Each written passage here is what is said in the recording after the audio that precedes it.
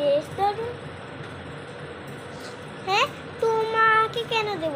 দাঁড়াও, আমি বক্সে অনেকগুলো আছে, এবার খাও।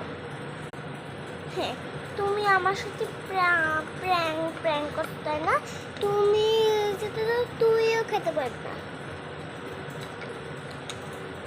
বক্সে অনেকগুলো আছে, এবার তুমি খাবা।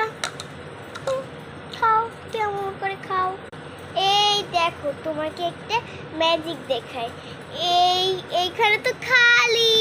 ছি, তুমি এটা চাটা দেছো, মজা করছো তুমি।